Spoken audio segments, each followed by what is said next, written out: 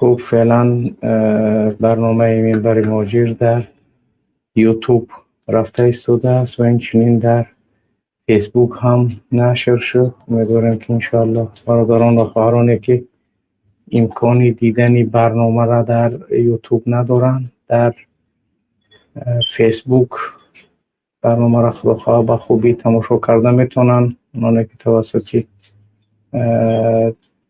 VPN داخل میشوند، VPN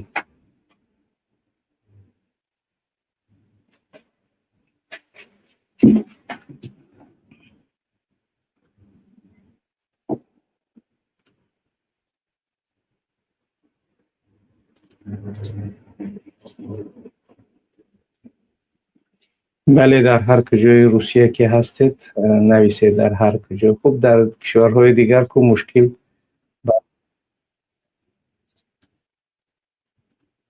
یگان شبکه وجود ندارد چون که زیر تحریم قرار ندارند. تنها روسیه هست که زیر تحریم قرار دارد و تمامی بخش‌های شبکه‌های اجتماعی در مورد جنگ و اون چیزی که مربوط به آن است به خاطر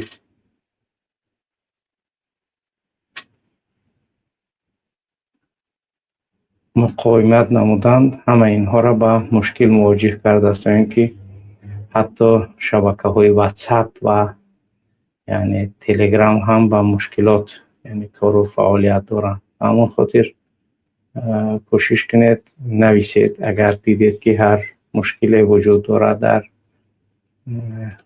برنامه. خیلی خوب، امیدوارم که انشاءالله همه خوب هست. بله خوب. رب اشرح لي صدري ويسر لي امري واحلل عقدة من لساني يفقه قولي.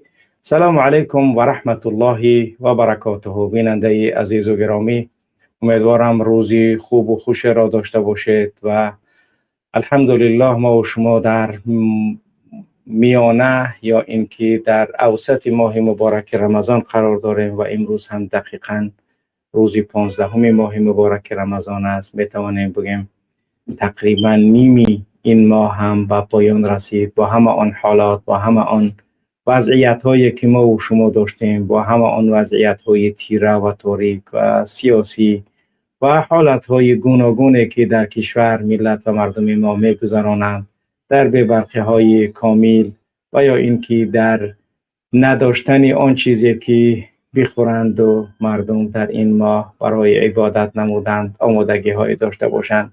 واقعا در حالت های گوناگون این ملت در عموم قرار دارند که برای هیچ نفر از ملت و مردم پوشیده نیست و خدا کند دعاهایی که ما و شما در این ماه مبارک انجام میدهیم و همه آن عملها، دعا و نیایش، ختم قرآن، نمازهای تهجد و نمازهای با جماعت، نمازهای تراویح و همه آن عملهای خیر و خوبی که انجام میدهیم به درگاه خودش قبول نموده باشد. اما و شما را از جمله بندگان صادق و مخلص و وضعیت این ملت و وطن و مردم را به حالتی که برای ما خوشحال کننده باشد تغییر و تبدیل دهد و به این الله به شک قادر و توانا هست. خوب بیننده عزیز و گرامی، موضوعی که امروز در خدمت شما میخواهیم قرار دهیم آن هم باشد در قضیه مربوط به وضعیت کنونی جهان است که سناریوی ایران و امتحانی وفاداری آیا رحمان و پشتیبانی مردم را خواهد داشت. البته موضوعی که امروز ما گذاشتیم وضعیت و حالتی که چقدر خرابی آورد و کجا زده شد و کجا را زدند برای تمام شما دیگر معلوم است. ممکن است حتی من که بیشتر روی موضوعهای تاجیکستان و حوادث داخل کشور توجهی بیشتر میدهم از همه کشورهای دیگر عالم، ممکن معلوماتی برخی از شما از معلوماتی که ما داریم بیشتر و بیشتر است. در این هیچ شک و شبهه نیست. چرا؟ چون که همین رسانه است و خبر تماشا میکنید. سبحان الله، بعضی از تلگرام های یعنی هستند که هر ثانیه معلومات جدید از رفت و حالت معرکه ها برای بیننده و برای افرادی که پیگیر این قضایا هستند به نمایش میگذارند که واقعا یعنی یک شب تا صبح ایستادم باور که هر یک ثانیه یک خبر جدید نشر می شود. یعنی موضوع و آن چیزی که ما میخوایم امروز صحبت کنیم روش مربوطی زدن و مربوطی جنگ و مربوطی آن حادثاتی که پس از وقوع آنچه که در ایران گذشت نیست. موضوع ما برمیگردد به خود وطن و همین سیناریویی که در ایران شد را ما میخوایم در داخل کشور تحلیل نماییم. چرا؟ چون که واقعا بعضی از حالتهای میشود که مردم جهان را با یعنی سردرگمی در میارن.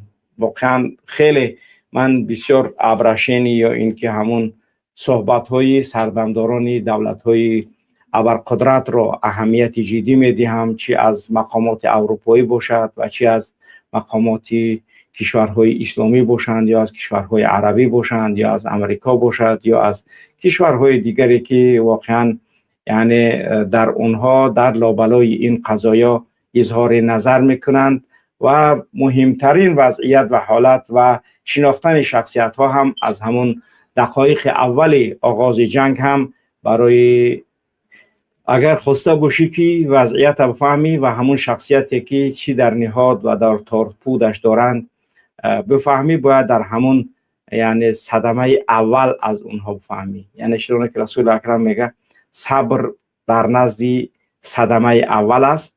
یعنی صدمه اول به شکل که زنت میبره بچت میبره، یعنی که پل ملت از دست میتی. خب دیگه هر چیزی که به سرت مصیبت میآید انسان یعنی ماهیت و واقعیتی آن چیزی که در داخلش هست در همون صدمه اول انسان شناخته می شود. مثلا وقتی میگن فرزندت مرده است یا زنت مرده است یا پدرت مرده است، یعنی اصبر و احتسب، صبر کن و اجر بر، یعنی که یا اینکه در حالت به همون وضعیتی خوب جاهلیت برمیگردد و سخنهای میگد که الله ناراضی میکند، این یک مسئله. یا اینکه یک انسان انتظار یک خبری هست. مثلا ما و شما انتظار خبری از بین رفتن رژیم رحمانوف هستیم. اگر حالا همین وقتی برنامه شنویم که رحمانوف با درک اسفل من النار الله بردستش و جانش برآمده است و خلاص دیگر دولت بدون یعنی اداره زیر اداره رحمانوف است و همه ما و شما معلوم است که خرسند میشیم، یعنی خوشحال میشیم، خوشحالی تمام ملت و مردم فرا میگیره. چرا؟ چون که زیر ظلم و استبداد یک عائله پلید و کثیف و یک نفری که با پنجه های آهنین این ملت به بدترین وضعیت آورده است رسانده است. در این هیچ حتی بحث هم نمیکنم و منظور از این که موضوع ما این هم نیست. بله بیننده گرامی، ولی موضوع اساسی ما این است که بعضی از افرادی که آنها خودشانه تا جای جانبداری همون رژیم، همون نفر، همون دولت میدانند، ولی در صدمه های اولی که می شود، چون که حالت نفاق در آنها دیده می شود، می بینید که در حال متحول می شوند از حالت به یک حالت دیگر. انا این را در صدمه های اول افرادی که با عقل و با هوش و با ذهن هستند به خاطر اینکه بفهمند که چی فکر داشت در واقع تعزیه بیان میکنن، انا ای گپ میگن، ولی در اصل نگاه میکنیم انتظار پیک و خبری هستند که همیشه انتظارش بودند ولی اون پنهان میکردن. چون این در سیاست اگر چند دوستی دائمی و دشمن دائمی وجود ندارد، این عملکرد سیاسی است و دیدگاه سیاسی است که هیچ وقت در سیاست دشمن دائمی و دوستی دائمی وجود ندارد که هر یک کدام شما باید اینا خوب بدونید، چون در اینجا مربوط به اعتقاد و عقیده و دین وجود ندارد. مثال عادی میگم، زیاد دور نمیریم تا اینکه بیشتر مردم با یعنی که مغلطه وارد نکنیم. سوریه که دیدیم که یعنی که چقدر سال در ترتوس و در پایگاه های نظامی در سوریه حامی نظام بشار اسد مسکو بود، کرمل بود، ولی در اولین لحظه هایی که به قدرت رسید یعنی احمد شاه آمد سراغ پوتین. و برای چی؟ به خاطر اینکه منفعت سیاسی دارد. درست پولش خواست که در امارات نشر چاپ کند یا در یک کشور دیگر، اونها پول کلان خواستن. روسیه گفت من به یعنی که پرداخت مبلغ هنگفت یا اینکه بدون یگان چیز برایتون پول سوریه را چاپ میکنم. این کمک کم است؟ نه، کمک کم نیست. در حال احمد شهر برای منفعت سیاسی کشور و دولتش شتافت به سوی کرملین. در مرحله اول همچون یک تحقیر شد چون که بزینه بالا برآوردنش، و در مرحله دوم باز به شکل دیگری پیش ازش گرفت احمد شهر. اینا میگن یعنی که سیاست، و اینا میگن سیاست دشمن ابدی و دوستی ابدی نداره. در این هر یک کدامتون باید بفهمید در اینجا مسئله دین، ایمان، اعتقاد هرگز وارد نکنید، چون که این سازگار نیستن، امکان سازگار بودن هم ندارن. در حالی که مسلمان باید در همه حالت باید به یک شکل باشد. همین اردوگانی که میگیم در بعضی حالات میشه مسلمان، در بعضی حالات میشه دیگر طرف، نمیفهمیش. برای چی؟ برای منفعت دولتش همون تقاضا میکنه. اگر چنده که اولیا در اوج هستن 24 ساعت اردوگان میگن، ولی چهرهش معلوم است که چگونه هست. دیگر کشورهای دیگر دنیا هم به همین شکل. چون منم یکی از افراد بودم واقعا زیاد احترام داشتم اردوگان، واقعا هم زیاد یعنی دوستش می‌داشتم، احترامش می‌داشتم، چون یک شخصیت خیلی یعنی خدمت نظر به حکومت‌های سابق، خیلی یک کشوری یعنی از نگاه دینی برای مردم آزادی ها و در مورد حجاب بهترین کار کرد، در مورد ساختن مساجد بهترین کارها کرد، در مورد خوب کودکان به مسجد رفتن و فرا گرفتن تعلیمات اسلامی بهترین کار کرد. کشور ترکیه را از یک مازق بدبختی و یعنی که آن حالت یعنی کروپسیای بودگیش به کشورهای یعنی 17 گانه دنیا داخلش کرد. یعنی این واقعا هم یک خدمت بزرگ کرد، چون ندزدید، خدمت کرد. ولی آن توقعاتی که مسلمانان دیگر کشورها داشتن، اون توقعات، ولی این طبیعی است بیننده گرامی، منم باشم غلط کرده هستم که توقعی بیشتر داشتن از یک نفر دیگر. چرا؟ چون که منفعت کشورش همین تقاضا میکنه. منفعت کشورش تقاضا میکنه که مخالف تاجیک باید به رحمان فی خبیث بسپره. پس در اون دین، ایمان، عقیده، وجدان هیچ وجود ندارد. باید سهراب ظفر بسپره، باید نسیم جان بسپره، باید دیگر نفر مخالف دیگر بسپره، باید چند نفر مخالف ازبکستان بسپره. چون که سیاست همین طلاق تقاضا میکند. چرا؟ چون که باید که همین کار انجام تیه. انا اینا میگن سیاست با منفعتی کی؟ با منفعتی کشوری خودش. انا این مسئله را باید تاجیک همیشه دقت کند. بعضی از برادرها کاملا قضیه و قضیه را از نگاه دیدگاه شریعت میخوان ببینن و از نگاه سنت و از نگاه آنچه که رسول اکرم سیاست آشکارا و پنهانیش برابر بود و هیچ مغلطه و هیچ نمود دسیسه رسول اکرم نداشت در دولت داریش و خلفای راشدین حضرت ابوبکر صدیق و عمر فاروق و عثمان رضی الله عنه و حضرت علی و دیگر خلفایی که خوب دیگر اکثرا توقف میکنیم روی این 4 یعنی که خلیفه تابناک اسلام و بعضی از خلفای دیگر هم بودن چون عمر ابن عبدالعزیز و بعضی از دولتدارهای دیگر در قرطبه و در اندلس و در اونجاها بودن که وضعیت و حالتها را به شکل و به گونه میدیدند و انجام میدادند، یا بعضی از خلفای عباسی یا بعضی از خلفای اموی، چون عمر ابن عبدالعزیز خلفای اموی بود و خلفای عباسی هم به همچنین شکل‌های. ولی خب دیگر اطراف هم مش میتونیم بگیم که باز هم با همون منفعت و انضباط داخلی جامعه های خودشون قرارها را انجام میدادن. چرا؟ چون مهمترین وضعیت و حالت به خاطر بعضی از افرادی که نمیتونن بفهمن، همین من براتون بگم که تو پدر یک خانواده و 5 فرزند داری، زن داری، منفعت عائله تو خودت برای تو از همه مهمتر است کوخی. درست یعنی اگر میبینی که وضعیت بی‌زیب است، با خود جای باید پس روی داشته باشی، پس تو پس میری. جای میبینی که بلند روی داشته باشی، در حمایت عائلت بلند روی میکنی. انا همون رئیسای دولت ها هم به همین گونه ها منفعت های سیاسی که برای کشورهاشون میشوند در بعضی حالت ها گذشت و در بعضی حالت ها حتی مسائل آنچه که مربوط به یعنی که حرام و حلال هست، حتی در اون قضیه میگن اگر فساد عباد است، یعنی که بنده ها با بدبختی گرفتار میشوند در این حالت، یا اینکه به این حالت است یا به اون حالت است، یعنی چشم ها پوشیده و در بعضی حالت ها حتی یعنی همکاری با بدترین و ممقورترین یعنی که کشوردارهای دیگر دنیا همکاری میکنند. خوب اینا باید که هر یک نفری که میخواهد از بدایت سیاست آگاهی های داشته باشد باید در این قضیه خطا نکنه. بعضی از برادران رو میبینیم در بعضی از حالات در حال یعنی که رنگ روش تغییر میخوره. باید بفهمد که سیاست انا همین چیزها را دارد. درست. خب اکنون از این همه بدایت و آغاز بود که منظور به خاطر فهمیدن بعضی از مهاجره که در وضعیت های یعنی ژئوپلیتیکی آگاهی کامل ندارند، خبر میبینه رکه در فلان جزت باید واقعیت اصلی وضعیت بفهمد مهاجر، تا اینکه بداند که سیاست گاه ها بعضی از کارهای میتوند انجام بده که کاملا از افراد گویندش، یعنی که سیاست همون دولت همون تقاضا میکنه، یعنی به همین شکل.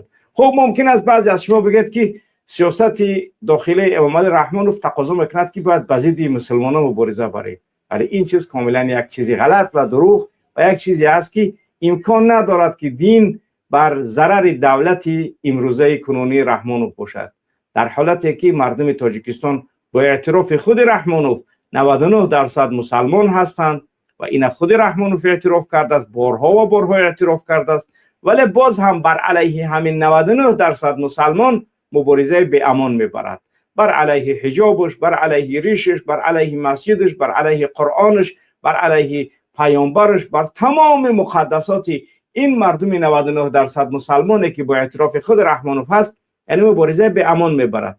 پس رحمانوف در اینجا، یعنی من ترکیه را میگم، آیا اردوغان بازی دینی مردمش مبارزه برد است؟ نه. آیا یعنی که بسیاری از کشورها دیگر نام نمیگیرم بازی دینی مردمش مبارزه برد است؟ نه. در برعکس باز هم یعنی که حمایت میکند، یعنی چون مردم مسلمان هست و میدونن که من با مقابل دینی مردم مبارزه بردن، حتی کشورهای اروپایی بر علیه دینی مردمشون یعنی مبارزه نمیبرند. چرا؟ چون که اون امکانی یعنی وضعیت کشورهاشون هم را تقاضا میکنه، حتی چند درصد اقلیت های دینی از مردمان دیگر دارن، همونها را احترام دارن. چرا؟ چون نمیخواهند که رزونانس های در کشورهای دیگر به بار آورند. احسن، انا اکنون فهمیدید. مثلا همون کاری که یعنی که امریکا و اسرائیل در ایران با ضربه زدن و کشتن یا به شهادت رساندن خوب مقام معظم رهبری ایران خامنه ای و افراد دیگری که در ایران هستند و یعنی که کارشون انجام دادن. خوب، اولین چیزی که ما باید برای تمام مردم بفهمند این مبارزه رسانه‌ای هست. در مبارزه رسانه‌ای واقعا هم غرب و اروپا، اگرچند که ایران در مبارزه رسانه‌ای خیلی قوی است، این هیچ کس یعنی که شک شبهه نداریم. واقعا من همین چند روز اخیر در مبارزه‌های رسانه‌ای می‌بینم، یعنی واقعا پیش صف است، پیش دست است. چرا؟ چون دقیقه به دقیقه، ثانیه به ثانیه تمام تحولات نشر شده است. هر کسی که میتواند اخبارهای یعنی که همون کشور ببینه، حتی دیگر اون ضربه هایی که کشورهای یعنی که امریکا و اسرائیل میزنن، اونها دیگر در نظر مردم نمیتابند، در حالتی که ضربه زده هستند، ولی مردم همه ضربه هایی که ایران و کشورهای دیگر میزند میبینند. انا همین یعنی اطلاعاتی است، یعنی جنگ نبرد اطلاعاتی. ولی در نبردهای اطلاعاتی آغاز یعنی که ما میزنیم، انا ما کشور خریب اومدیم، انا باید بزنیم، همین مرحله ها یک آماده کردن، یک پیش ذهنی آماده کردن و بعد از اون باستاپ آماده یعنی که قرار کردن. و این حالت اتکه های چی بود؟ از پشت یک بار همین کار کردن، یعنی که ملاقات ها را انجام دادن، یعنی صحبت ها را انجام دادن. جنگ 12 روزه شد. دوم بار صحبت ها را در عمان و در همین جاها خب شروع کردن و صحبت کردن، در ژنو و در این جاها باز شروع کردن، یعنی که آماده برای زدن بودن. باید اینا یعنی که میفهمیدن که این حتما وقتی که ملاقات ها صورت میگیرد، حتما زدن ها هم صورت میگیرد. یعنی از نگاه اتکه اطلاعاتی خیلی اتکه های وزمین انجام دادن. و در آغاز اگر ببینیم خب مردم به مظاهره خیزاندن، میتینگ کردن، یعنی خب 40,000 آدم کشته شد. درست. خوب دیگر چند هزاری که اعتراف میکنه اوش اعتراف نمیکنه. درست.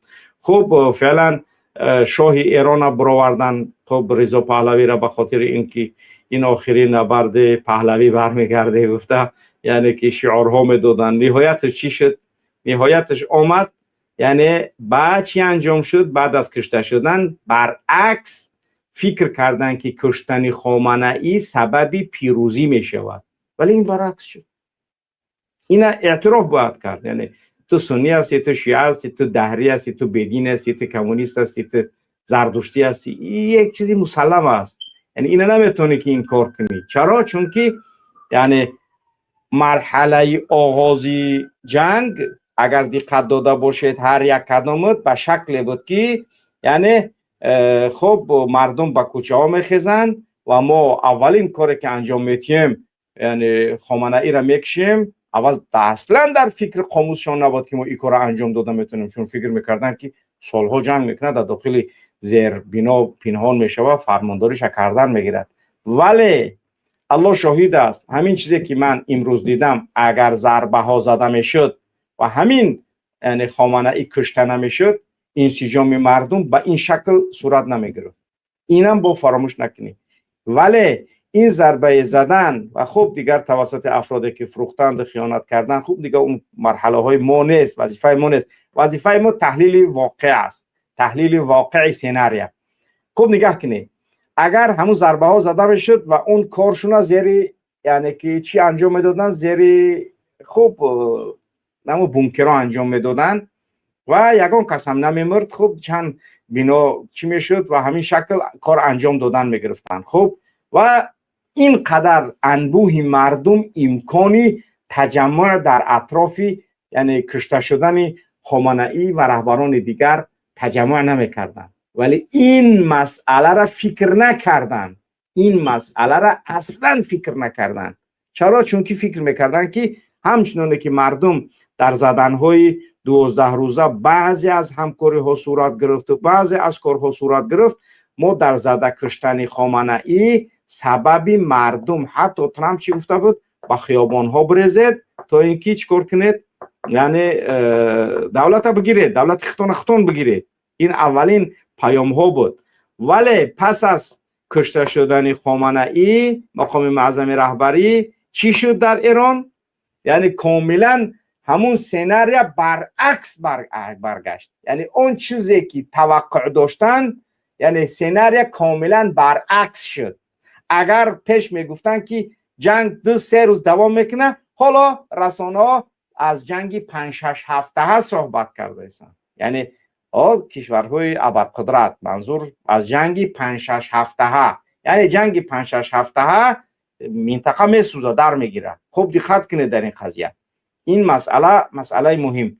انا بعد از کشته شدن خامنه ای، یعنی مردم در عراق، در بحرین، در پاکستان، در یعنی خود داخل ایران، در کشورهای دیگر، تمام سفارت‌های امریکا مورد هجوم قرار گرفتن. یعنی اینو همش یعنی بعد از کشته شدن خامنه ای. ولی اگر خامنه ای کشته نمیشد، همین کارها را انجام میدادن. بدون کشتن خامنه ای مبارزهشون موفق تر بود و امکانی پیشرفتن بیشتر داشتن. این تحلیلی من است. البته این تحلیلی من است. از اون یعنی لابلای چند روز است که همین قضیه را میبینیم و دقت میتیم، چی پاکستان، چی هندوستان، چی ایران، چی کشورهای اروپایی، چی هر کشورهای دیگری که منظور میبینیم و یعنی که مردم چی سنی و چی شیعه خشمشون به بار آوردن.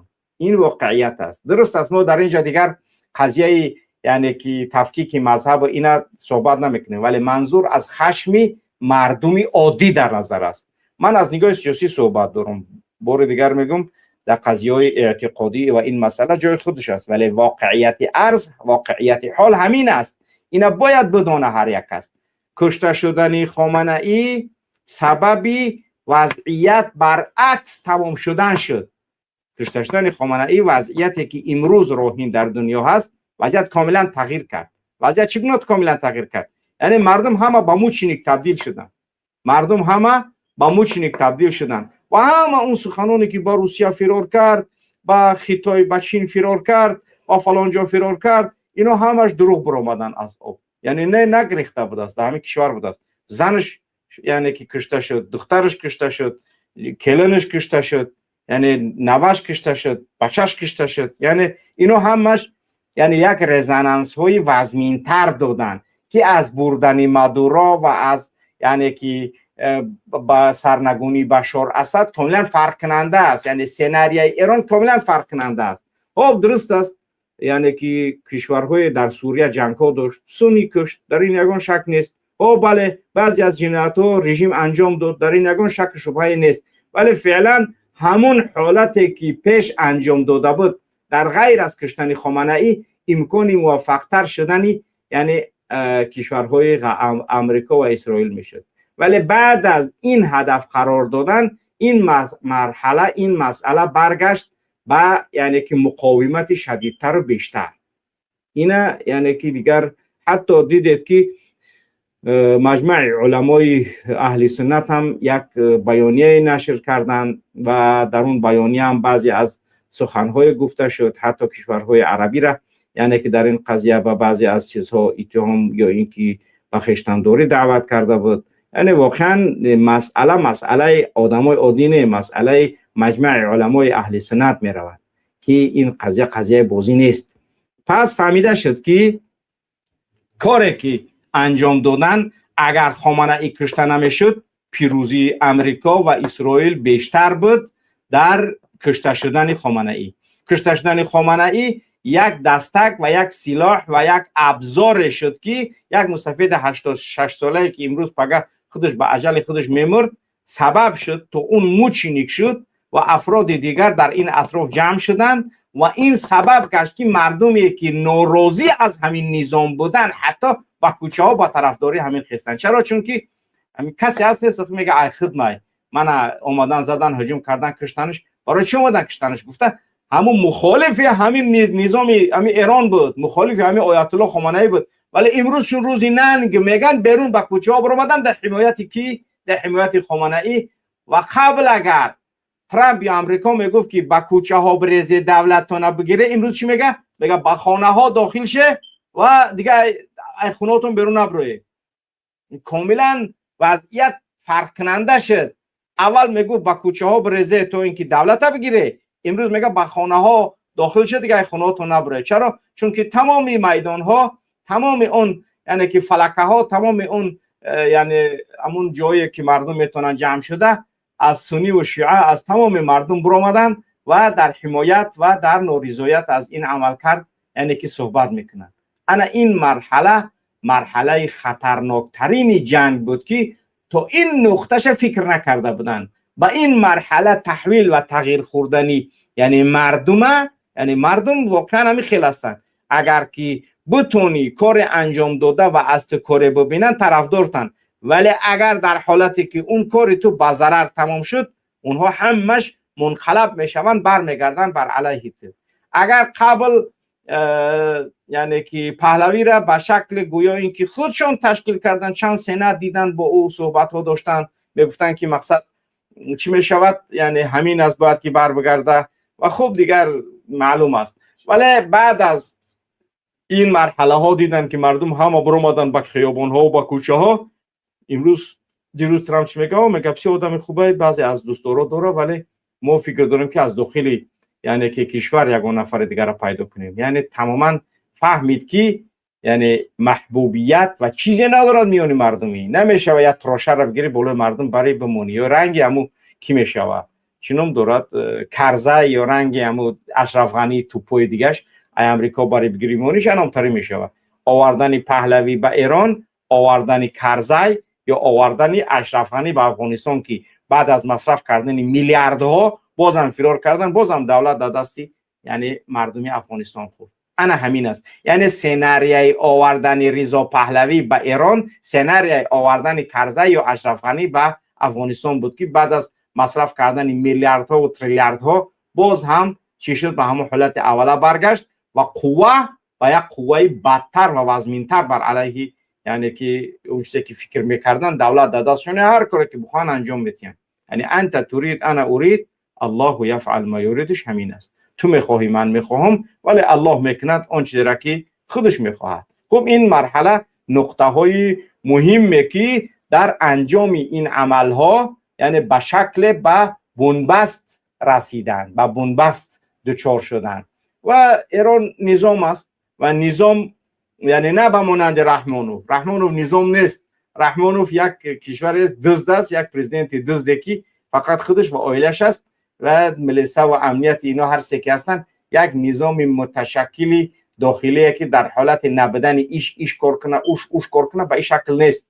رحمانوف یک نفر است، در حالت نبودنش کاملا دولت از بین می رود، یعنی حرج مرج صورت میگیرد و امکان یگان نظام تشکیل نکرده است که در اون شبکه و نظام باشد. اون نفرانی که در یعنی که 4000 امان یا اینکه افرادی که رستم جمع کرده است یا شاهینایی که شارخ جمع کرده است، اینا جایگزین این همه قضیه ها نمیتوانند باشند. چرا؟ چون این قضیه کاملا فرق کننده است. این قضیه کاملا یعنی که به حالت دیگر یعنی که سوق دادن مسئله هست. به همون خاطر اکنون قضیه را از تحلیل وضعیت ایران ممکن است این چیزی که من میگم دیگر محللا نگفته باشند، ولی از شناختی که من دارم و از شناخت منطقه و وضعیت و حالت و آن چیزی که در کشورهای عربی میبینم و یعنی که خلایایی که بازداشت نمودن در قطر، در سعودی، یعنی به خاطر چی؟ به خاطر اینکه ممکن اگر ایران 4 تا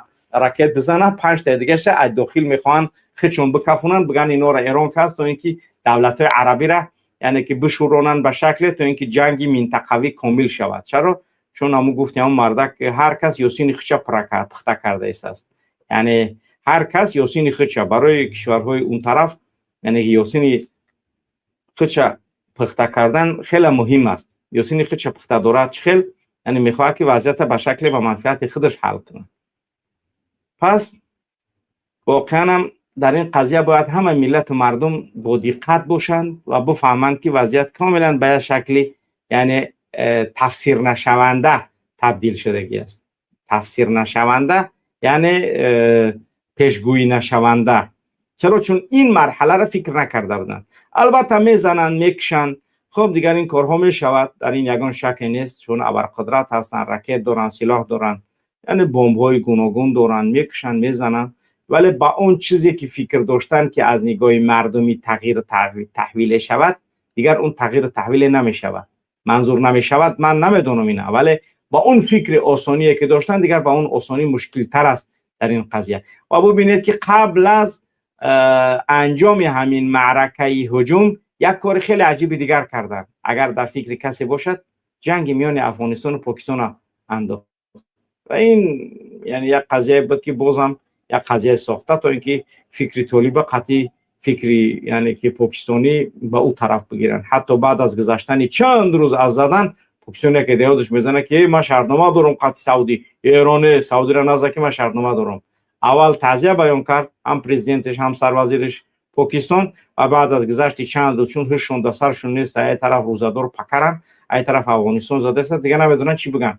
و همون خاطر قضیه کاملا به یک شکلی یعنی بغرنج یعنی که تبدیل یافته است و این قضیه باید دیگر برای همه فهمو باشد.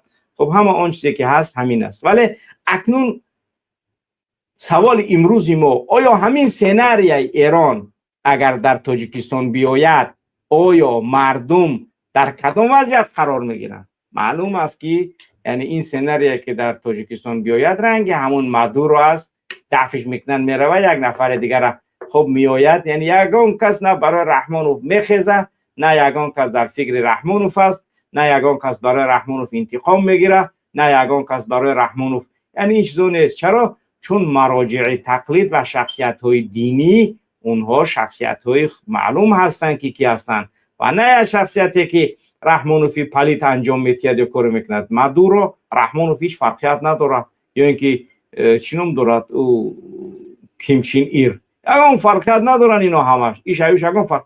ولی اون چیزی که در ایران بود کاملا فرق کننده بود چون که مرجع دینی بود و برای مرجع دینی مردم آماده به جان دادن. اینا باید هر یک کدومش بفهمه.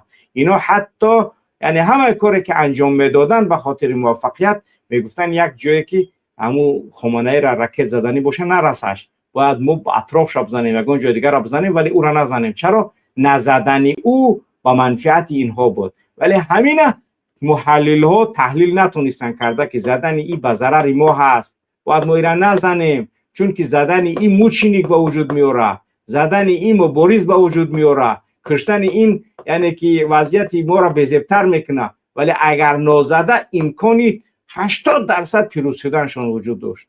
80% امکان پیروز شدنشان وجود داشت. چرا؟ چون که نمیزدنش، میزدن دیگه اطرافا را، دیگه افراد، دیگه اشخاص، هر شخصیت دیگر را میزدن، مشکل نبود، یعنی موفق میشدن. ولی با زدن این تبدیل موچینیک شد، با زدن این پیدا شدن افرادی که آماده به انجام هر یک جنایت دیگر هستند. انا این است، یعنی که آن چیزی که فکرش نکردن. وقتی که تئولوگ ها یا افرادی که از اسلام آگاهی ندارن، خصوصا از مذهب شیعه آگاهی ندارن، در مقابل شیعه مبارزه بردن، یعنی این واقعا بدبختی است. تو باید اول شیعه را بشناسی، تو باید بدونی که او کی است، تو باید بدونی که او به چی قادر است، تو باید بفهمی که او امامش است، تا اگر به کشتن او چیکار میکنه این مردک، او هم یعنی که 200 میلیون شیعه چیکار میتونه انجام داده، یعنی اینا رو باید کاملا بآموزی. ولی در حالت نامختن به انا همین وضعیت ها یعنی که گرفتار شدن میشود. انا این است، یعنی وضعیتی راهین و بغرنج امروزه جامعه یعنی که مدرنی که در یعنی که ما و شما میدونیم و میبینیم و زندگی داریم. پس در قضیه باید خوب یعنی که مردم آگاهی داشته باشند که یعنی این مسئله مرحله خیلی وزمین است. یعنی اون چیزی که از نگاه سیاسی بود، از نگاه پلیتیکا، من از نگاه شناختی که من داشتم از منظور حکومت خوب ایران و حکومت امریکا و اسرائیل، دولت های عربی و منطقه، یعنی همین چیز یعنی بسیار هم با یعنی که واقعیت های امروزی که من از تمام بخش هایی که خواندم و دیدم و فهمیدم، انا همین تحلیل یعنی من برای شما میگم. ولی کاملا وضعیت تاجیکستان بار دیگر میگم از وضعیت امروزه که ایران دارد یا کشورهای دیگر دارد، یعنی از اشرف غنی هیچ فرقیتش نمیبینم، از مادورو یگان فرقیتش نمیبینم، ای بشار اسد یگان فرقیتش نمیبینم. این سگا را اگر همیتا مردم شتزده بکشنش یگان کس در فکرشون نیسته. یا افرادی نیستن که افراد دینی باشن، یا افرادی نیستن که برای اینو یگان کس کشته شود جان بتیه. برای رحمان و کشتن خود دوز جهنم روان میکنی. کدام انسانی عاقل خش برای شکنبه به ایمانی پدر لعنتی ولد زینای خود و زاده لعنت کرده الله که خداش یا سجده نکست خش برای رحمان رو میکشه. امکان نداره. و اما خاطر وضعیت کاملا باید یعنی که بدونند و بفهمند قبل از این که کار انجام میتین و کارهایی که انجام دادن یعنی که خودشونه بر وضعیتشونه بدتر و بدتر و بدتر کردن است. همون خاطر یعنی که وضعیت کنونی عالم در همین حالتی که گفتم، در همین وضعیت و در همین حالت قرار دارد و آینده یعنی که نمیدونیم که از آینده تنها الله خبر دارد، ما یعنی که علم غیب نداریم. ولی آن چیزی که ما دیده ایستاده ایم، هر یک نفری که به قدرت میرسد ادامه دهنده همون کار است دیگر و دستک میکنن کشته شدن یعنی مقام معظم رهبریشونه و این سببی یعنی گیرودارهای وزمینتر در جهان امکانی به وجود آمدنش است و قاعده های حربی که در کشورهای دیگر عربی میزنند و اینها خوب دیگر معلوم است که کشورهای خود عربی با کشورهای عربی جنگ نداره، با همون یعنی که مکانهایی که چنم دارد مستقر چیزای نظامیشان هستند با همونها را زده است. یعنی این باید همون کشور خودش بزند، اون کشور در حال خودش در حالت نبرد است. یعنی این مرحله خیلی حساس است. این باید هر یک نفر با خوبی بفهمه. مثلا یک اشتباهی که در کویت شد، منظور از نشناختن رادار از خودی و بیگانه، یعنی حدود 5 میلیارد 4 میلیارد دلار 5 میلیارد دلار قریب ضرری یعنی مالی دیدن، چی از نگاهی یعنی که اون رادارهایی که میقپد و چی از دست دادن 3 تا هواپیما. یعنی اینو همش در حالت آماده باش جنگی اصلا قرار ندارن. همه چیزی که از فکر میکنن که از تن ما این قاعده های حربی انجام میدهد، ولی نگاه کنید در حالت های ایکس چگونه با بمبست ها دشار میکنن. وقتی میخرن در فکر خوردن گشتنن یگان فکر ندارن، انا همین خیل وضعیت ها را به حالت بد گرفتار میکنن در حالت ایکسی نامعلوم، در حالت جنگ های یعنی غیر متوقعه و غیر منتظره که هیچ کس دیگه کمک نمیکنه. انا رحمانوف در یک وضعیت قرار دارد که یک پدنالتی به ایمان خدا زاده که نه دین داره نه ایمان داره، برای کی خچه میکشه، برای کی میخزه مبارزه میبره. برای رحمانوف کی است که جانش باید بتیه تا اینکه رحمانوف نجات بتیه؟ هیچ کس. رحمانوف کشته شوه، کی برای رحمانوف آماده ای که بخیزه حمایت کنه؟ هیچ کس. همون ملسوی که اصلا اون ملسوها معلوم است که یعنی ای رنگ رحمتی رحمانوف پلید بیزار هستند. این قدر ظلم، این قدر پرابلمی که یعنی که بالای این ملت، بالای این مردم این کثیف انجام داده است، یعنی امکان نداره که یگان کس برای رحمانوف اجاش بخیزه و یگان کار بکنه. انا همین است وضعیت و انا همین است محبوب بدنی افرادی که اونها یعنی که شخصیت های دینی هستند و یعنی که سیستم های تشکیل نمودن که اون میگم که حتی افرادی که فعلا در دنیا وجود دارد، بسیاری از سنی هایی که منظور سنی کشتن، جنگ کردن، سوریه را به خون کشیدن، لبنان کشیدن، یمن کردن، اما همین کارا درست است انجام دادن، بله، ولی فعلا نحوه شکل کشتنشان بر علیهشان تمام شد. همین است وضعیت من اون جنایتایی که انجام داده است، یعنی که ایران در این یگان گپ ندارم من، ولی منظور از نحوه قتل و نحوه کشتن همین مرحله را به یک یعنی که بومرنگ واره به یک شکل دیگر تغییر داد. یعنی فضای جنگ، فضای یعنی که وضعیت به حالت دیگر تغییر داد. خوب دیگه که الله سبحانه و تعالی خودش به هر حالت و به هر شکلی که تغییر میتید کاره ما دیگر نمیدونیم. الله سبحانه و تعالی خودش میدوند که وضعیت به کدام شکل میتوند یعنی که تغییر بخورد، ولی وضعیتی که فعلا ما و شما میبینیم همین است. یعنی این حالت و وضعیت امروزه که جهان در یعنی که لابلای این واقعات و این حادثات قرار دارد و مردم تاجیک باید از این به شکل آگاه باشند، چون یعنی که حالت همین است، وضعیت همین است و آنچه که ما میبینیم، آنچه که ما یعنی که یعنی اهمیت داده ایستادیم فعلا همین است. خوب، ما هم در نظرسنجی که در اینجا گذاشتیم در این قضیه هم آوردیم. شما آماده اید برای رحمانوف جان بدهید یا برای دین وطنتون؟ من برای دین وطنم آماده ام، همه برای دین وطنش آماده به دادن جان. و برای چی؟ به خاطر که اون پاداش داره، اون جواب داره، اون یعنی که معلوم است که چی است. ولی من جانم را برای رحمانوف دهم، یعنی آماده است، یعنی آماده است که من جانم را برای رحمانوف دهم، یعنی آماده است برای رحمانوف جان شبت. 4% مردمم برای 4% آواز دهنده ها هم برای رحمانوف آماده به جان دادن هم هستند. خب دیگر اینا اگر همون را مردک بره بپرسیش میگه مجبورم کردن. چرا؟ چون که امکان نداره از شخصی که اون جانی به صاحب ندارن مردم که برای رحمانوف یعنی بتیانش. ولی خب دیگر اینا بعضی چاپلوسا میگن که من آماده ام که برای رحمانوف یعنی که جان ما میتیم. خوب بیننده عزیز و گرامی، این وضعیت و حالت امروزه جهان بود و آن چیزی که ما دیدیم و آن چیزی که ما یعنی دقت دادیم و آن چیزی که ما فعلا روی اون قرار داریم تقدیم شما نمودیم تا اینکه شما بیشتر از واقعیت های امروزی، وضعیت های امروزی که در دنیا قرار دارد بیشتر و بیشتر آگاه تر گردید.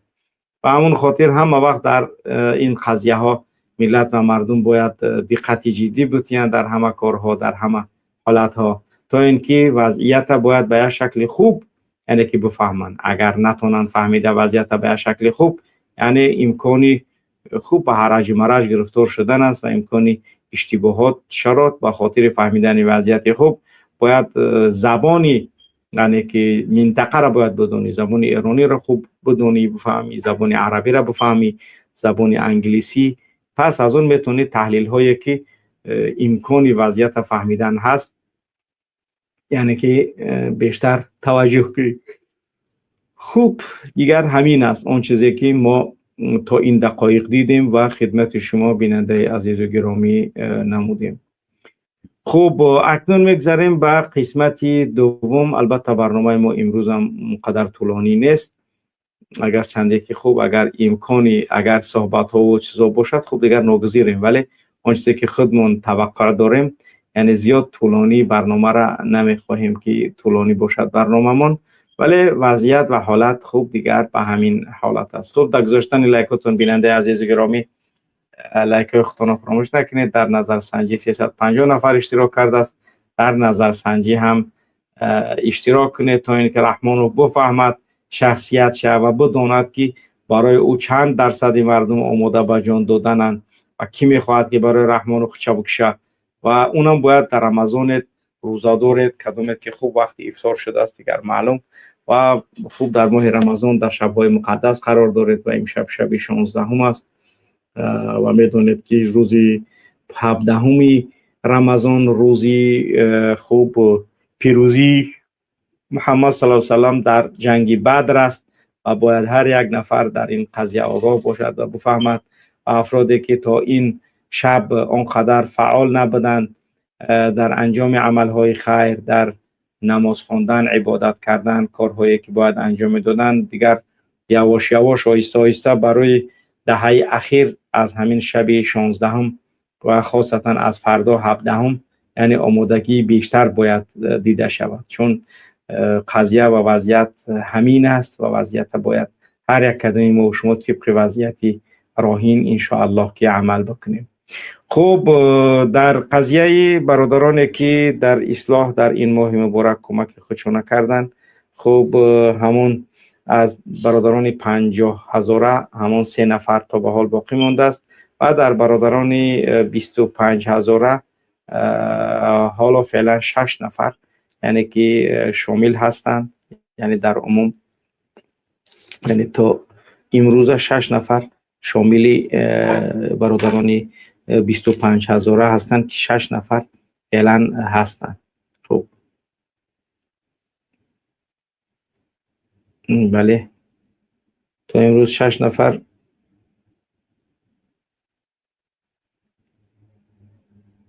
خب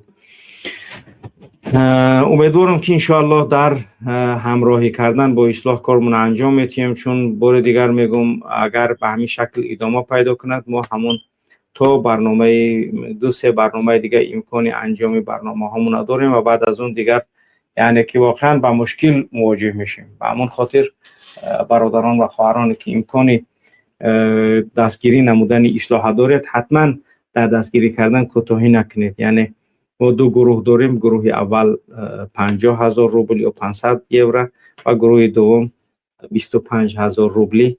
امیدواریم که انشاءالله اگر این کامل اگر چنده که کامل خدا میدونه، ولی ممکن خب الله سبحانه و تعالی ما نمیدونیم چیزی که الله میدونه، برادرانی که اگر سهم خودشون کامل بگذارن و بتونیم در حالی که یعنی که باید این مبلغ اصلا یگان جا فعلا مصرف نشود، ولی علاقه در دادن معاش و در بعضی از چیزا از همینوش یعنی که شروع کردگیم که یعنی خوب دیگر امکانات یک وقتی نیست همین است دیگر.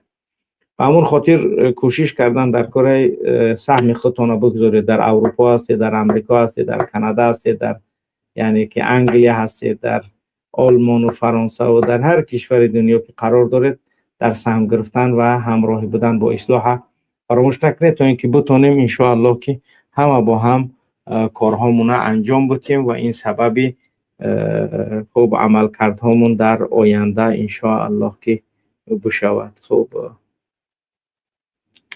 خب بله اکنون ان شاء الله که شروع میکنیم با صحبت کردن با مردم. اگر رقم تلفنم ان شاء الله که بگذارید تو رقمی تلفنی اصلاح هم بگذارید تا مردم بتونن همراه بودن با اصلاح توسط پیپل ما همون پیپل است، یگان خیلی فرقیت نیست. برادرانی که در امریکا هست توسط زل میتونه زل کنید، برادرانی که در هر کشورهای دیگری قرار دارید ان شاء الله که هیچ مشکلی وجود ندارد توسط پیسن کمک خودتون انجام بدید تا اینکه بتونیم برای پیشبرد کارها بر علیه دیکتاتور یعنی که دیکتاتوری مادورا مانند کارمون انجام بدیم در تاجیکستان تا وضعیت و حالت به اون شکلی که باید ما تو میخواهیم انجام بدیم و زندگانی کنیم ان شاء الله که شکل زندگی مونه و شکل دولتداری مونه ان شاء الله که تغییر بدیم. خوب فعلا یگان نفر در برنامه نیست. خوب میدونیم در روسیه وضعیتی برنامه مشکل است و نمیتونند مردم وارد شده. خب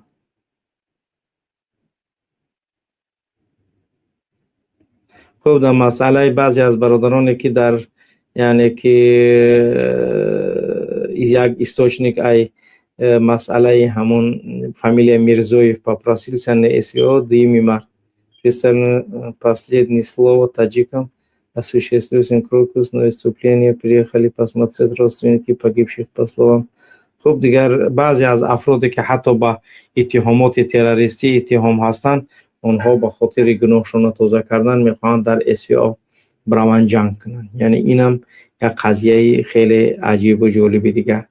و یک مسئله را میخوام که همینجا برای مردم بیشتر شرح کنم. منظور از شرح کردنم همین است که تا اینکه مردم بیشتر در قضیه آگاهتر شوند. مردم بیشتر در قضیه آگاهی من همین باید باشد که من فعلا عکس همینم میگذارم، فقط عکس شد در واتساپ در نوار بگذارید تو اینکه مردم یک کم ترک، یعنی که دقت مردم جلب تر کنیم. فقط تنها عکس شد بگذارید. بله خب فقط عکس این مهم است.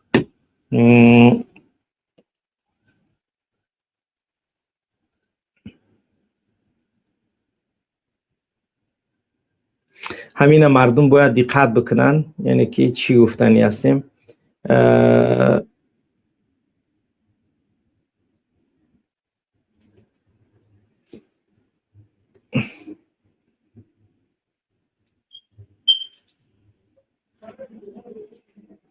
تو این زنی که میبینید یاپونسکی شهر است، اگرانتاخت یا تاجیکسکی، یعنی که سیلخ. همین نفری که میبینید سفیر ژاپن در تاجیکستان، یعنی 263 میلیون 263.5 میلیون دلار برای ساختن مکتب ها یعنی در تاجیکستان جدا کردگی هستند. این یعنی که با چیز بله، یعنی این سفیر تاجیکستان بوده است در ژاپن و در مسئله 263.5 میلیون دلار جدا شده است برای ساختن مکتب ها. Размер грантов со стороны Токио не должен смущать, ведь главный смысл программы GGP – работа с населением и укрепление репутации японского подхода в образовании и бизнесе. А в Таджикистане это актуально еще и для сферы логистика и энергетика. یعنی باید که همین مبلغ در تاجیکستان باید که در مکتب ها مصرف شود. یعنی تمام تاجیکستان اگر دیگه مکتب بسازند در 263 میلیون 263 مکتب اگر 1 میلیون دلاری بسازند 263 مکتب می شود. اگر یعنی که 500,000 دلاری اگر مکتب بسازند خوب دیگه فکر کنید.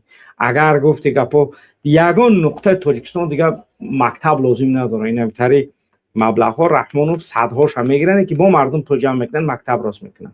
یعنی برای مردم گفتنیم که همه غلطاتون دیگر نکنی، یعنی پول جمع کردن برای مکتب این کارو این 263 میلیون دلار جدا شدگی برای ساختن مکتب ها در دهه های دوردست. مکتب های 1.5 میلیون 2 میلیون 3 میلیون میسازی که جمع میشه، دانشگاه میسازی، فقط برای مکتب سازی است. یعنی 263 میلیون دلار برای تاجیکستان دادن تا اینکه مکتب بسازن.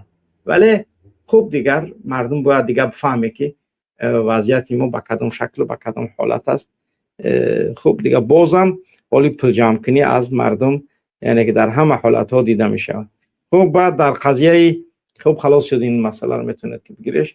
در قضیه چی نام داره؟ در قضیه مهربان سنگینوف همون تاجیکستان در فعلا بچه‌ای که از خانه سازا برای ما برآمدن و گفتن که 40,000 سومانی از تاجیکستان در ککانی، یعنی چی نام داره اسلام الدین همون بچه عمکی رستم جمع کرده است. ککن خیلی میدونی که دیگه بچه زنش هم مهربان و یعنی یزنه کلن هم هست که آخی دختری ظریف بیگ در دستی همی مهربانه در طرفه مردکه مهربان.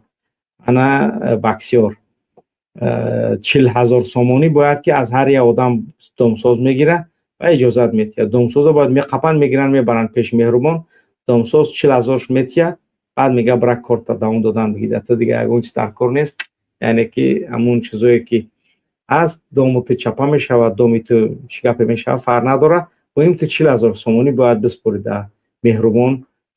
و یعنی که در تاجیکستان در اصلا اسلام دین کار پر نمیکنه، میگه در چند هفته و ماه یک بار یک میبینی پیدا میشه دیگه واپش نیسته. هم کورا همین مهربانی ککن کیس است. ما اینو جواب ای مهربان میگیرن، یعنی که همون یعنی که تاجیکستان در دستی مهربان بوده است. یعنی معلومات هایی که فعلا به ما رسید همین بدن تا اینکه بیشتر و بیشتر یعنی آگاهتر شد مردم، اینم براتون رسوندیم. البته بعضی از معلومات های دیگر در قضیه های بعضی از چیزهای وینی هم برای ما رسیده ایستن، در بعضی از حالت های خیلی عجیب و غریب. واقعا دیگر وضعیت به همین خیلی است.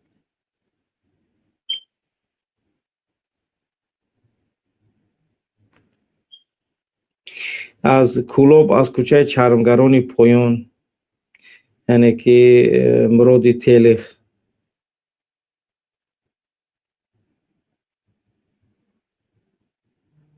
کانالیزاسیا را کنده، مرادی تلخ تو مسجد حاجی میرزا را.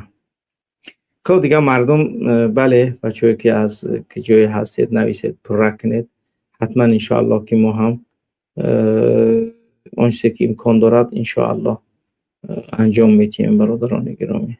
خب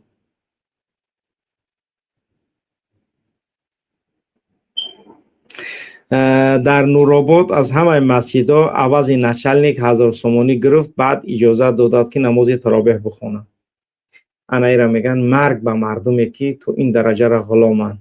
یعنی از مسجدها عوض نچلنیکی KGB 1000 سومانی گرفت و بعد اجازه دادد که نماز تراویح بخونن. فقط شام خفتن بخونین، از آن پس بگه که ما آواز نشنوم، یگان کس آواز از آن سونه نشنوه.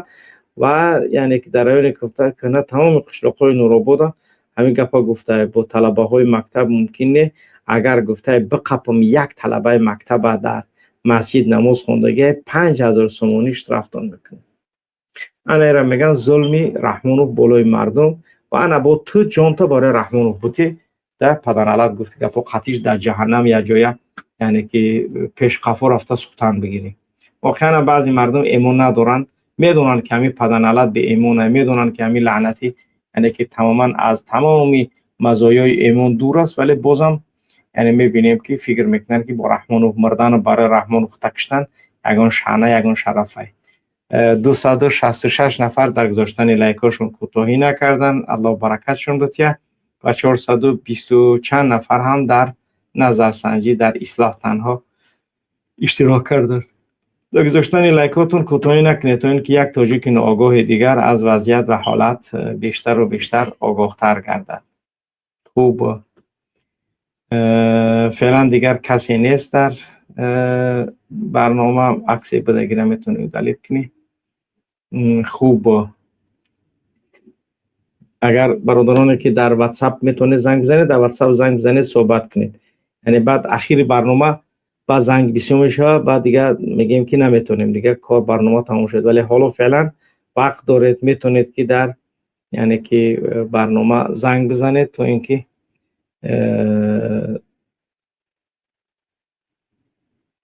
بله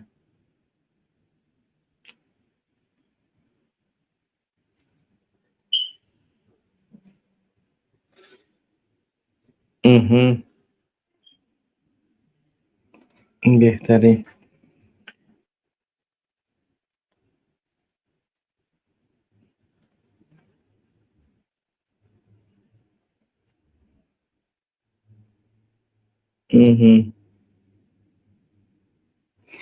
خوب اونچه که مربوط به خوالینگ بود گفتیم، اونچه که مربوط به خوب دیگر منطقه ها اونچه که بود. خوب شما این برنامه منبر مهاجر در ما نیست که این گپا را بگیم، این برنامه در برنامه نامه ها از ناحیه ها می رود. ما در مورد این که گپی کوتاه در یگان برنامه در منبر مهاجر بگیم، در منبر مهاجر این اصلا جوش نیست، ولی چون رمضان است در مورد مسجد و در مورد رمضان و تراویح هست، در این مورد خوب دیگر ما گپ زدیم.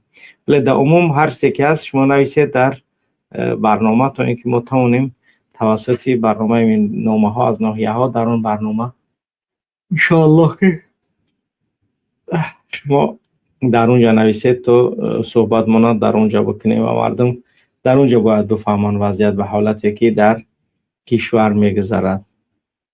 خوب، نمره که از جرگتال رسید ما گرفتیم. بله،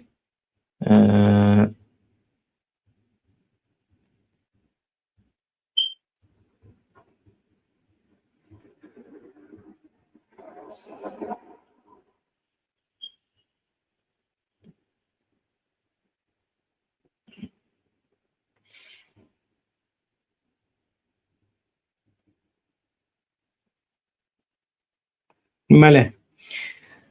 خوب، واقعا هم اگر امروزها ملت و مردم بستند دقت بتین و همین وضعیت و حالتی که در کشور ما و شما وجود دارد، یعنی که یگان فرقیت از کشورهای دیکتاتوری که مردم از ظلم میکنند فرقیت ندارد.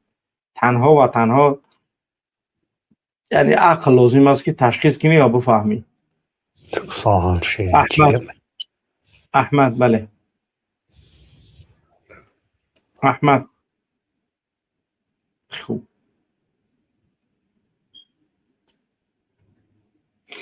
برادر فاروق، برای دکانی طلای شورابات لب دریا برنامه شد. آخه ما برای برنامه کردن اون یعنی که علمی غیب نمیدونیم. ما نمیدونیم که در لب کن در شورابات در لب دریا دکانه و او کانو چکار کرده ایستند. برای او کانی لبی دریای شورابات باید بچه ها بنویسند تا اینکه ما بدونیم. بعد از دونستن ما میتونیم بعد با یگان معلوماتی تر نه که یک دو کلمه بنویسه، پر را بنویسه 5-6 ورق. بعد اگر ما یگان چیزی علاوه پیدا کردیم در اون مورد علاوه میکنیم، نکردیم همون چیزی روان کردگی شما نشر میشه. این شکل است که یعنی ما از پیش خودمون یگان چیز برنامه کنیم، معلومات می نویسند بعد از اون برنامه میشه. به این شکل نیست که یعنی که برنامه را ما هم خیلی خودمون برنامه کنیم. برنامه را باید شما بنویسید تا ما بتونیم که روی اون کار کنیم ان شاء الله. اگر امکان کار کردن وجود داشته باشد ولی نداشته باشد، همون چیزی که هست همون مسئله خودش نشر میشه. خب، با چنانه که میبینیم یگان نفرم نیست در برنامه وارد شوند. پس خوب، دیگر برنامه مون نگاه میکنیم یک چند دقیقه دیگه که نبود خلاص انشالله برنامه مون. من مهم صحبت نتمام کردم. اگر کسی صحبت داشته باشه صحبت شه بکند، من زیاد دیگه نبشینم. یعنی منظور که وقتی که صحبت کسی میخواد صحبت کند مرحمت در دل شود رو ببره بگه و به این شکل نیست که من بشینم. هم خیلی دیگه گپ ندارم. من دیگه گپی داشتگی من همین گپ ما گفتم، تحلیل ما کردم، چیزی که لازم بود براتون فهموندم و دیگر اون طرفش یعنی که مردم خودش باید بدرایت صحبت کند. اگر به شرط صحبتی داشته باشد. ما یگان برنامه ساخته نیستیم که یگان نفر بدراریم تو صحبت کند. در آمدی صحبت کردی نکردی خلاص میگیم برنامه تمام شد و به همین اندازه انجام دادیم برنامه. در کلوب فقط تغزنی رفتی سخه که در کلوب دیگه تغزنی رحمان خودش با تغزنی به قدر رسیدگی دیگه. همون تغزنای کلوب بودن که به قدر رسوندن. چیکار کنیم؟ همین دیگه وضعیت حالت همین است دیگه، هیچ چیزی دیگه نیست. خب، مدیراتور میتونید که در تلگرام های اصلاح آبونه شوید. هر برادر و خواهری که میخواهد معلومات های در قضیه های امروزه یعنی که اصلاح و مردم اون چیزی که ما نشر میکنیم اگر بیشتر بتونن معلومات داشته باشن، پس در تلگرام اصلاح یعنی که اصلاح نت آبونه شوید تا اینکه معلومات های بیشتر اون چیزی که نشر میکنیم در اون بیشتر و بیشتر آگاهی پیدا کنید ان شاء الله. خوب،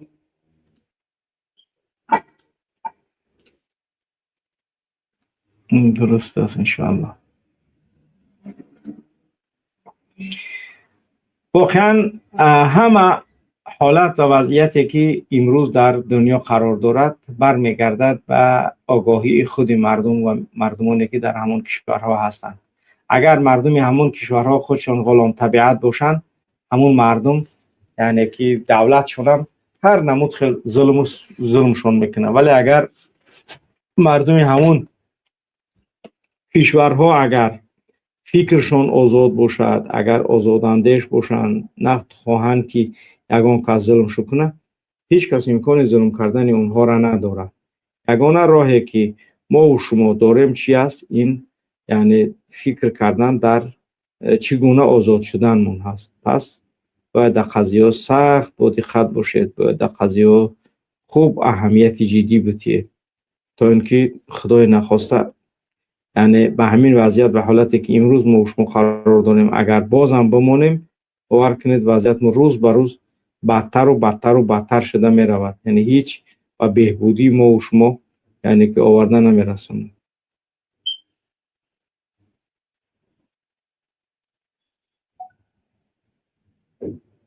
بله.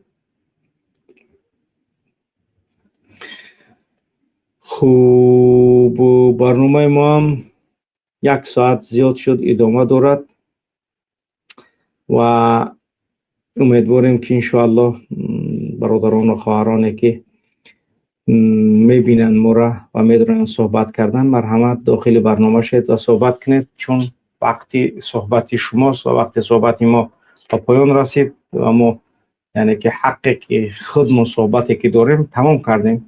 و اگر صحبتی داشته باشد کسی زنگی بخواهد بزند، مرحمت زنگ بزند، توسط برنامه وارد برنامه شود تا اینکه صحبت بکنن.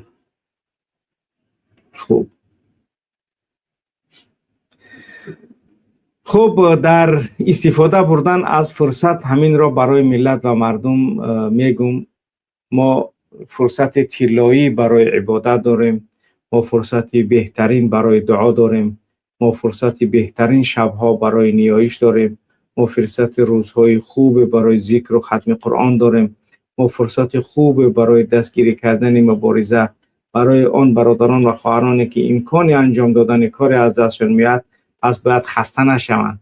خسته شدن در این راه این خودش چی است؟ یعنی شخصی که اون تماما یگان ماهیت واقعیت اصلی آگاهی ندارد هست. پس ما در همه حالت باید بیماریم دیدی که برنامه مون میکنیم، در هر وضعیت و حالت قرار داریم کوشش میکنیم برنامه مون انجام دهیم. چرا؟ چون که مسئولیت ایمانی میدونیم انجام برنامه را. پس یعنی که این شب و روزها را باید که 15 روز دیگر در اختیار داریم. این 15 روز نباید دیگر از دست بدیم. از دست دادن این 15 روز برای ما باور کنید تأسف های زیادی در آینده به بار میارن. چون که ما نمیدونیم تا رمضان آینده زنده ایم یا زنده نیستیم.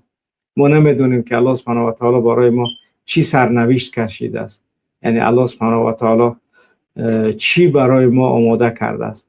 پس به همون خاطر این رمضان تا اون رمضان کفیر گناه و از بین برنده گناه ها و سهو و خطاها هست. پس ما کوشش کنیم در این رمضان زحمت بیشتر بکشیم در نیایش، در عبادت، در یعنی آنچه که باید انجام بدیم باید ما انجام بدیم تا ما و شما را در زمره بندگان صالح، خاصتا از همین یعنی که شب 17 به بعد کوشش کنید که در دعا کردن بیشتر یعنی که زحمت بکشید. این تاجیکستان که یک روز بعد روزه گرفت 19 هم، بعضی کشورها یک روز بعد، به همون خاطر از همیش شب 17 یعنی که دیگه کوشش کنید به شیشتن به عبادت کردن، یعنی تا اینکه ان شاء الله آنچه که باید ما و شما پیدا نماییم از نگاه روحیت، از نگاه یعنی ملکه، از نگاه دعا کردن، از نگاه اجر و ثواب، اون چیزا رو باید ما پیدا کنیم.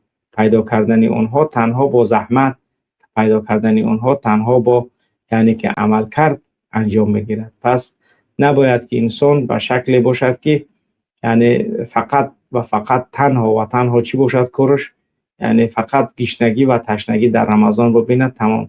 در حالی که ما مبارک رمضان عبارت از تشنگی و گشنگی نیست. ما مبارک رمضان عبارت از عبادت است، عبارت از قرآن خواندن است، عبارت از ذکر کردن است، عبارت از اعمال خیر انجام دادن است، عبارت از گفتن سخنان نیک، عبارت از خوشحال کردن پدر و مادر، نزدیکان و اینها هست که باید هر یک مسلمان در این قضیه زحمت جدی بکشد. در غیر این صورت یعنی که میتواند که این مسئله ها حتی به ضرر ما و شما تمام شود. چرا؟ چون رمضان برای ما شکایت میکند، یعنی اون چیزی که الله در اختیار ما داده است از اون استفاده نکنیم، از اون شب‌های بهترین، از این روزهایی که در این روزها عبادت کردن، در این شب‌ها عبادت کردن، در این ماه مبارک رمضان چگونه اجر ثواب را الله برای ما و شما مهیا میکند. پس ما باید از این فرصت‌ها استفاده بریم. استفاده بردن از این فرصت‌ها وظیفه ایمانی هر یک کدام ما و شما باید باشد. تنها و تنها زحمت باید بکشیم، تنها و تنها باید در فکری یعنی که انجام عمل کرد و کارهامون ان شاء الله که باشه. خب در گذاشتن لایک ها واقعا برادران گرامی 303 نفر در گذاشتن لایک گذاشته است، 480 نفرم در نظرسنجی اشتراک کرده است که خب الحمدلله زیر 500 نفر. ولی جانم شو برای رحمان رو دیهم، یعنی دو بالا شما آماده، من جانم رو برای رحمان رو دیهم، من آماده هم که جانم برای رحمان رو بتیم 4% و 96% من برای دین و وطن آماده هم جان بتیم. ولی 96% یعنی که برای رحمان آماده برای جانتی نیستن و 4% برای رحمان آماده با یعنی جان دادن. خوب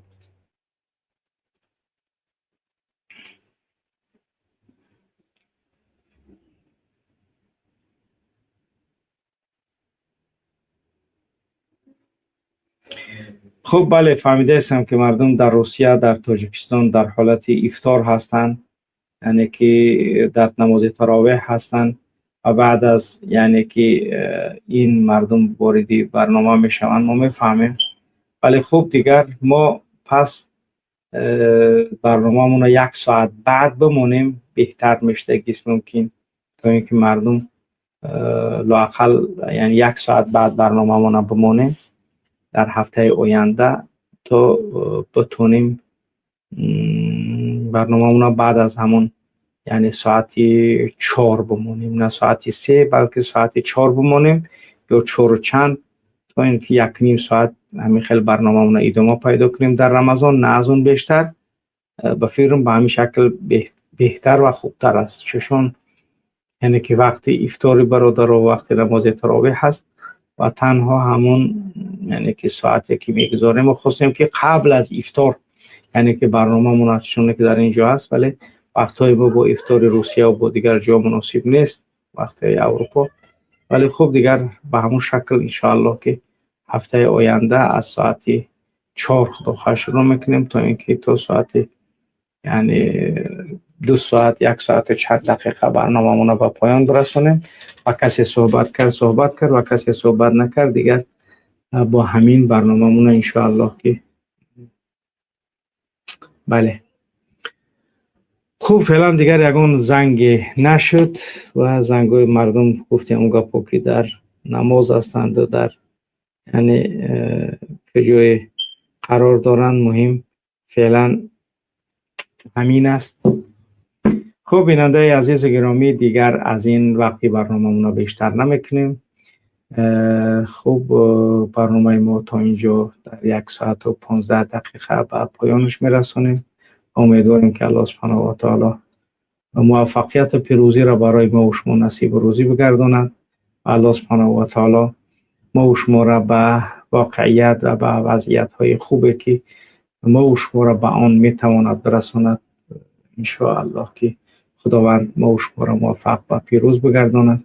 الله همه آن عزت و شرفی که این ملت از دست داده است، خداوند آن عزت و شرف برای ما و شما باز بگرداند و خداوند همه آن برادران و خواهرانی که در زندان‌های منحوس رحمانوف قرار دارند، خداوند از زندان‌های منحوس رحمانوف آنها را نجات بتید و الله سبحانه و تعالی برای ما و شما شرف و برای ما و شما عزت و برای ما و شما شهامت و برای ما و شما ناترسی، برای ما و شما شجاعت عنایت کند و خداوند این افرادی که برای این ملت تا امروز خدمت‌های نمودند، اگر آنها به خاطر رضای تو باشد ای الله از ایشان راضی باش و الله سبحانه و تعالی تمام برادران و خواهرانی که در صدد از بین بردن این رژیم منحوس هستند خداوند موفقیت و پیروزی را نصیبشان بگردان و الله سبحانه و تعالی تمام برادران و خواهرانی که در داخل کشور در داخل صفوف این رژیم قرار دارند و در حالتهای خیلی یعنی واقعا هم سخت برای مبارزه تلاش میکنند، الله آنها را موفق و پیروز و خداوند و تمام یعنی همه آن نیت های نیکی که دارن خداوند برساندشان. الله سبحانه و تعالی همه آنچه که ما و شما در فکر آن هستیم و آن صلاح و خیر برای این امت برای این ملت است، الله همه ما و شما را به مراد و مقصودمان برساند.